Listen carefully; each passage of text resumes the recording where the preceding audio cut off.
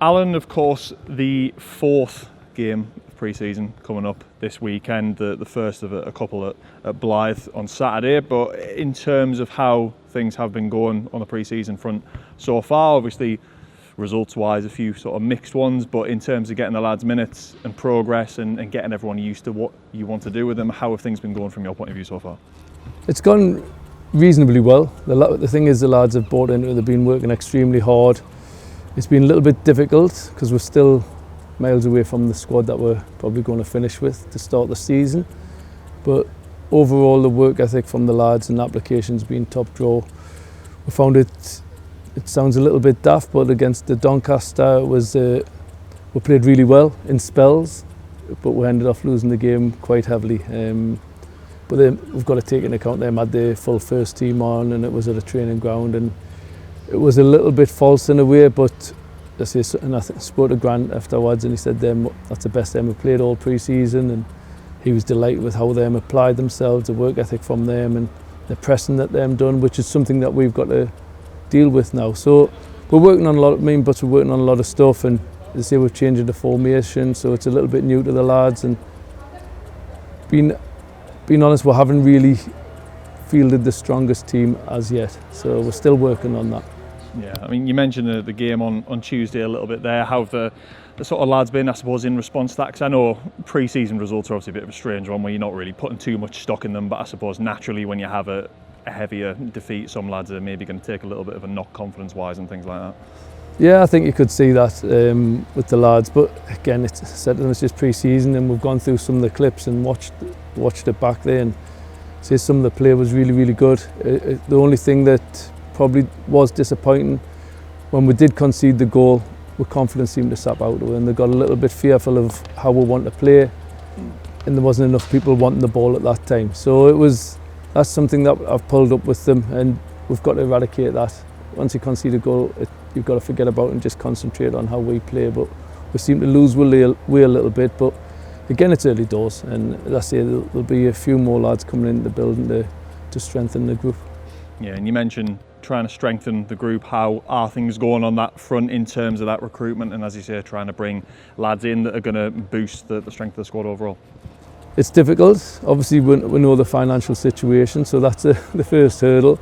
We've got to get lads location-wise as well, and they've got to be available and willing to come and buy into what the philosophy is. Yeah, and say the culture, they've got to be the right kind of person on top of that to deal with what we've got in the dressing room and buy into the ethics that we're trying to put in place and that they've had in place previously. So there's a lot more than just a player being available and a player being decent ability-wise. We've got to add everything to it. So there's a lot of work gone into it. We are speaking to a lot of players. I'm hopeful of getting a couple done next week. Maybe 2 or 3 done early next week if I can. And after that, there'll probably still be a couple more, to be honest. Yeah, and we mentioned the game at Blyth Town this weekend, of course. So far in pre-season, it's been a bit of a mix in terms of getting lads a different amount of minutes, sort of 45s, a few lads playing an hour on Tuesday. How are you treating the game tomorrow in terms of spreading those minutes? Again, the other lads who only played 30 minutes on Tuesday will play an hour on Saturday, and the lads who played an hour will be playing 30 minutes on Saturday. So the more senior lads will probably play just 30 minutes on Saturday, and we'll work with them during the week to make sure we're ready for the Dunstan game, ready to go, as I say, because we're hopeful to add to the squad, and we'll probably start seeing the squad develop a little bit, ready for as the games go on. Dunstan game, Spennymoor game, Darlington game. We'll hopefully have the full squad in by then. Yeah, and of course a departure yesterday with Regan Booty going to Barrow in League 2. Obviously a player who's been quite key over the past couple of seasons, played a lot of games, and although it's obviously never ideal for you to lose a player of his quality, I suppose on the positive side you get a fee for him, and on that front I suppose that's what the club's been doing over the last few seasons, getting players in and being able to move them onto a higher level and get a bit in for them as well. The biggest thing for me was that Regan's gone to a league club. For me, I think I wouldn't have let him go, to be honest. I would have probably, and I told him this on the phone, I wouldn't have probably negotiated if it was a National League club, because it would have been a sideways step for him, and I couldn't see any point in that. But it's a progression to a Football League club. And again, we can't really stand in the lads' way. We've got a decent fee for him. We probably could have lost him in January coming up to pre-contracts. He can sign somewhere, and that's the last thing the club needs at this moment in time. I would have loved to have kept him, without a shadow of a doubt. He's been fantastic since I come in. His work ethic's been brilliant. He's trained really, really well. He wanted to be here, and that was a big thing. I will say that he did want to be here. He bought into it. We had an agreement where he gave us till Jan as best he could, and then we'll see where we are. But unfortunately enough, I come in that we're probably, as a club, we couldn't really let go at this current time. It's a shame, it is, but we've got to go and replace him. As long as I'm allowed to go out and replace him for similar ilk, then it'll be okay. And them are the ones that I'm working on at this moment in time.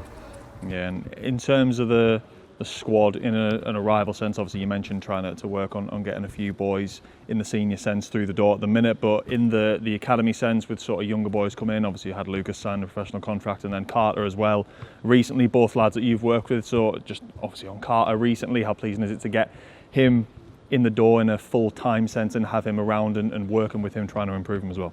This is what I'm saying, that we need to start doing this with the younger lads. We need to keep working on them. Will they be part of the first team squad this season? Probably not. But it's something, if we let them go, then we're not doing what we want. As simple as that. We've got to give them the opportunity. It's not hitting the budget. That's a big thing. It's not hitting the budget much. So we've got to give these lads the opportunities. Lucas has done exceptionally well in pre-season. I think he's probably been one of the standouts, to be honest. And that's what I'm delighted with. And again, we've got young Callum Bourne. We've had Carter's done really well. It's probably a little bit tougher for Carter. He probably does need to go out and play the men's game, where Lucas has already done that. So they're all at different levels at this moment in time of their development. So it's not as if I'm bringing them in to be first team squad members.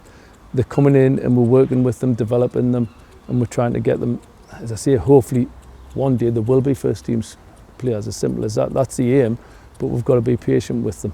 And in terms of the injury front, I think the vast majority of boys have been involved so far. I think one who hasn't, Tyrell Newton, recently. So what's the sort of situation really on him at the moment? Ty's been very unlucky, to be honest. He's come in and worked extremely hard, and he's tweaked his thigh in training. And it was just a latter stages of a training session, and we rested him. Fraser's done his work with him, and then he's come back in.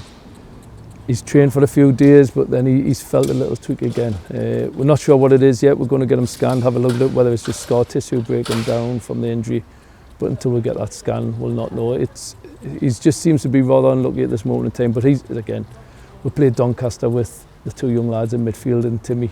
We haven't had a midfield yet. That's probably going to start the season, and missing Ty in there was probably crucial. So he has been a miss, but we've just got to keep the lads' head up and get them focused, ready for the start of the season, to be honest.